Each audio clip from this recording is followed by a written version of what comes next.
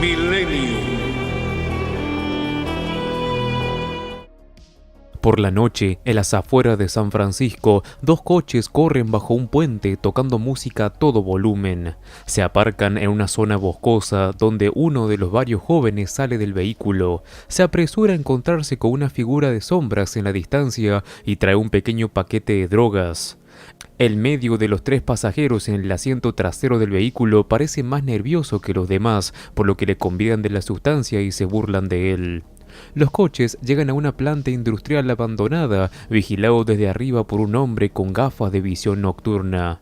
Todos se siguen burlando de aquel chico llamado Ido, ladrándole mientras este comienza a alucinar que sus cabezas son las de perros. Todavía observado a través de la gafa de visión nocturna, corre dentro del edificio en el área y descubre que el agua oxidada cae desde una tubería rota en lo alto. Su observador salta sobre él y lo ataca, pero a través de las alucinaciones, Ido ve un atacante como un monstruo alado y feroz.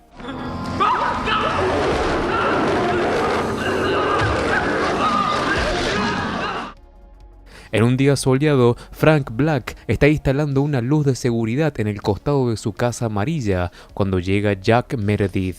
Nos enteramos que Catherine consiguió el trabajo que había solicitado como trabajadora social clínica. En un momento, Frank recibe un llamado de Peter Watts, que le cuenta brevemente sobre un complejo caso de homicidio en San Francisco y solicita su presencia, por lo que rápidamente se dirige hasta allá. En San Francisco, están en medio de la escena de un crimen en un parque al borde de la carretera. Watts le informa que recientemente se han desenterrado cenizas y una oreja cortada en macizo de rosas en el parque. Parece ser de un adulto. Una parte de la hélice interna aún está intacta. Creo que podemos tener una impresión de la aurícula. Al ver destellos de un hombre aterrorizado, Frank se da cuenta de que el asesino no solo conoce a las víctimas, sino que también quiere verlas sufrir y le da la importancia a quemarlas vivas por razones que admite que aún no conoce. Esa noche, Catherine deja a Jordan para que se duerma, pero se asusta al ver que la nueva luz de seguridad está momentáneamente activa. Frank está en una oficina donde Watts le presenta a otro investigador, Jim Painteres, quien revela más información sobre los restos, incluido que son los de 7 víctimas adultas. Los restos están limpios, quiero decir uniformes. No hay fragmentos grandes, aparte del fragmento de oreja. Eso indica un calor extremo. Mientras Frank tiene 2 breves visiones de la misma víctima que vio antes. Es Ido gritando detrás de una placa de vidrio vertical. Painteres dice que el tejido de la oreja cortada contenía rastros de LSD y evidencia que lo lleva a contarles a los demás sobre un bloque de edificios abandonados que anteriormente pertenecían a una tintorería en el área. Hubo un accidente en una unidad de lavado en seco hace 7 años. Tienen una cuadra de edificios abandonados cerca del muelle 23. Frank y Watts se dirigen hacia esos edificios, la misma zona donde atacaron a Ido. Mientras exploran el lugar, Watts se pregunta por qué las víctimas habrían estado ahí. Frank ve destellos momentáneos del ataque de Ido y sugiere que las víctimas posiblemente fueron sometidas en el área. Llama la atención de Watts sobre un charco turbio, dentro y cerca del cual hay dientes humanos. Al contarle a Frank sus hallazgos, Watts examina los dientes y nota que uno de los dientes muestra signo de que se realizó odontología en Rusia. Justo después de que Watts le dice a Frank que Painteres está analizando la evidencia a través de registros dentales, entra el propio Painteres, acompañado por Mike Atkins, a quien Watts y Frank conocen. Después de explicar que ha estado pescando, Atkins agradece a Frank por haber venido con tan poca antelación. Está de acuerdo con él que el caso actual es notable y le hace señas a Frank para que se vaya. Fuera del edificio entra en un pequeño parque público. Le cuenta a Frank sobre las Polaroids que Frank recibió recientemente. Nuestro protagonista da a entender que la razón por la que ha confiado exclusivamente en Atkins es porque le permitió volver a trabajar y convertirse en miembro del Millennium Group.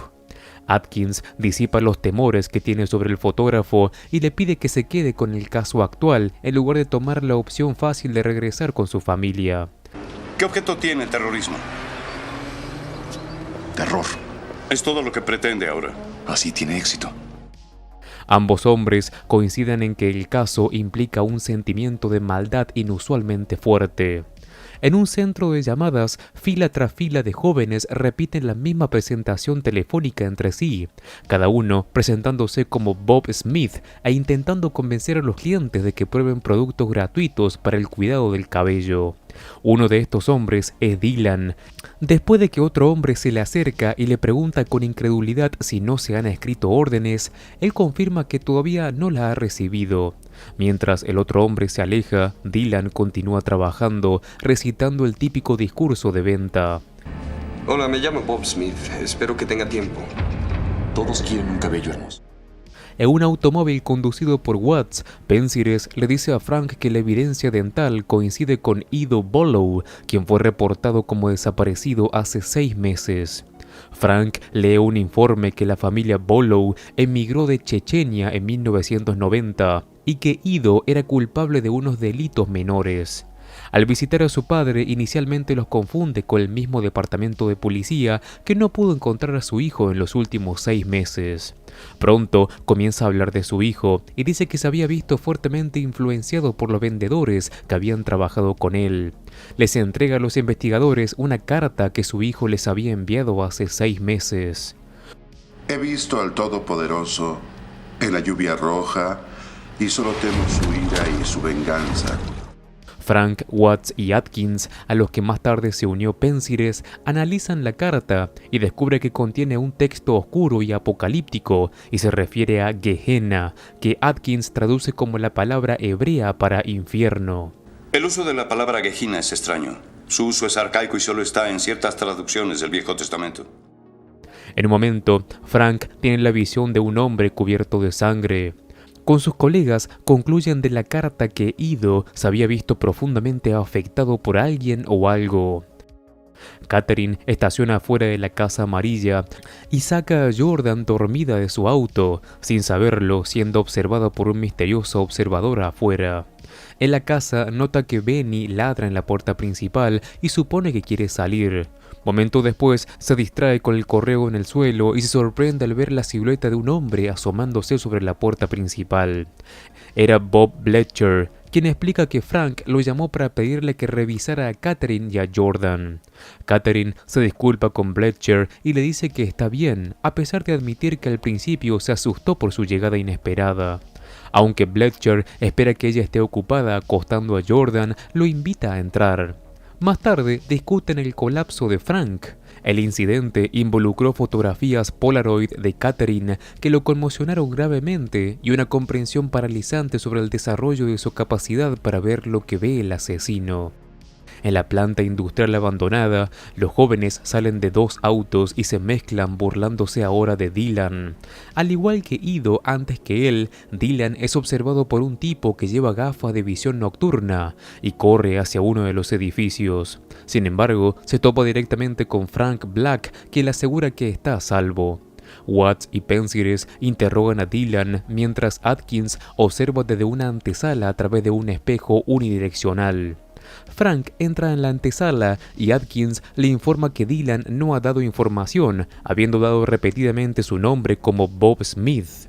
Frank explica que la razón por la que él mismo había regresado de la planta industrial abandonada fue porque quería satisfacer la curiosidad sobre lo que había sucedido ahí. Cuando Frank comienza a expresar su comprensión de lo que le teme a Dylan, Atkins le aconseja a Frank que hable con el chico. En la sala de interrogatorios habla con él a solas y se relaciona con las monstruosas visiones de una bestia que tiene Dylan.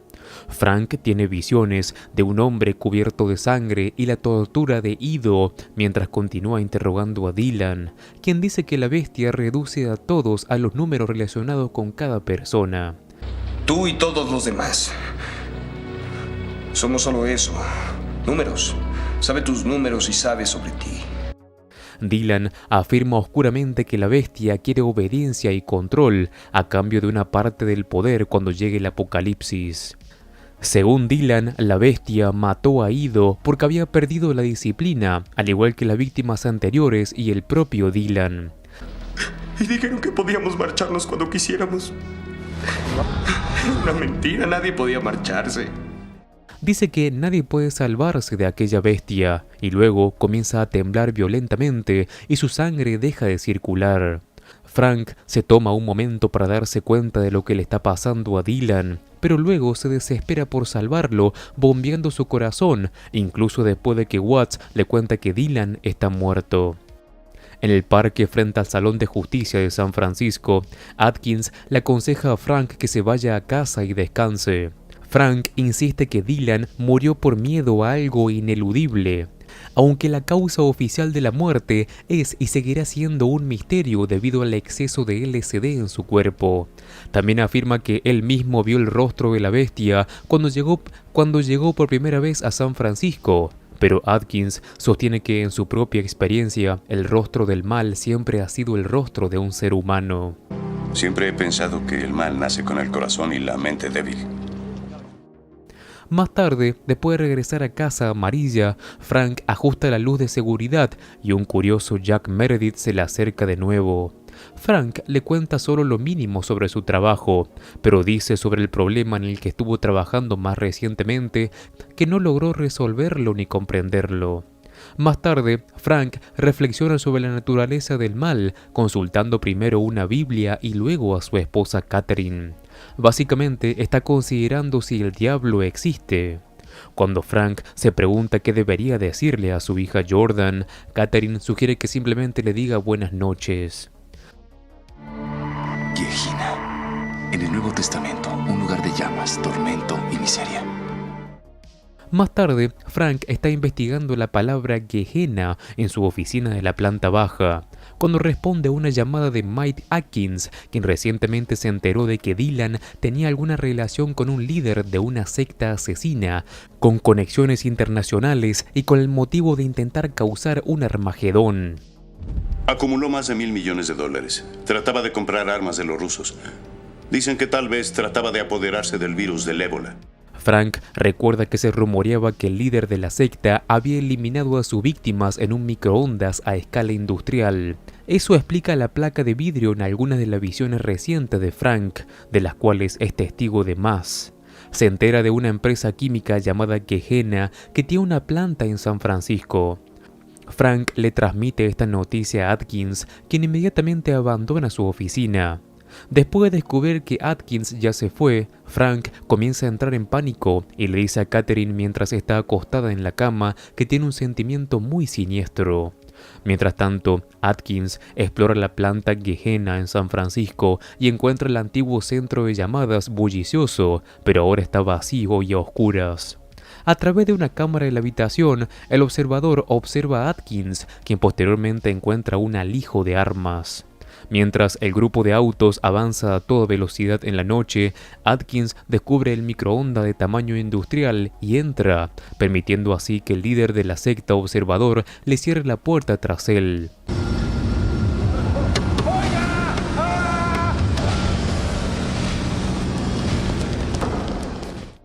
Cae al suelo justo cuando los otros investigadores, liderados por Watts y Penzies, se apresuran a llegar a su ubicación.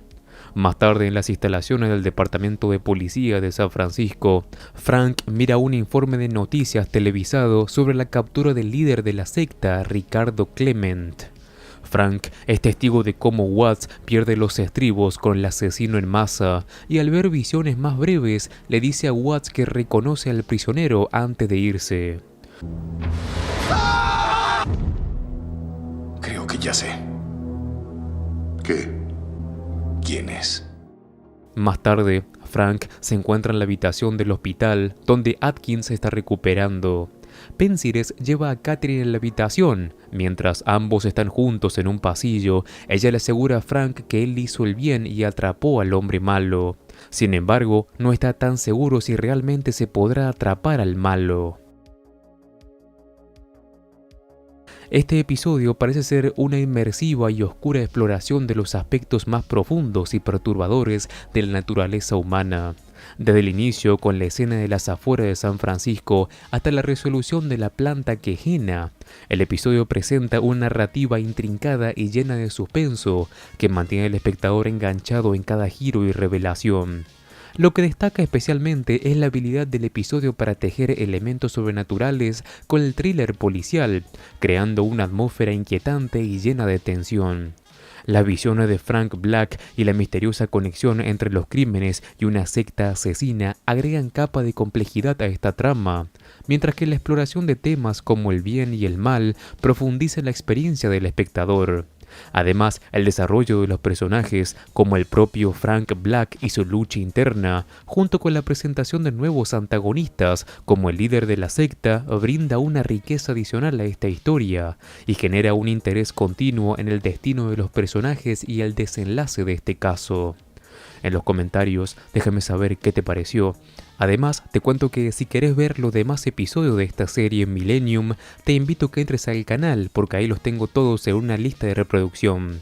Como siempre, me ayudas muchísimo al dejar un like y si querés, suscríbete así no te perdés nada de mi contenido. Un saludo, Master Movies.